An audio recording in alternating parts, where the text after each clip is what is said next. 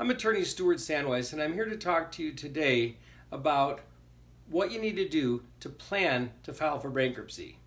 You know, Benjamin Franklin said, failing to plan is planning to fail.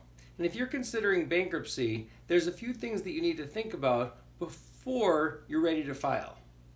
For example, what I see a lot of people do is they say, hey, I don't want to mess up my friends, I owe them money, I want to pay them off. Well, if you're considering bankruptcy, that's a big no-no. Wait, you can always pay them after bankruptcy, but if you pay them beforehand, a bankruptcy trustee has the right to seek out what's called a preference. Payments that are made within 90 days prior to filing bankruptcy to friends, up to a year or 2 years to relatives. And see, that's one of the things you don't want to do. I once had to defend a lady who I didn't file her bankruptcy, but she came to me afterwards, and she had given a $6,000 repayment to her sister about a month before she filed bankruptcy. Had I known about it, I never would have let her file, but it was too late. And the bankruptcy trustee wound up suing her sister, and we had to work out a deal. I think she paid back $4,000 or $5,000. So these are things that you can avoid by planning to file.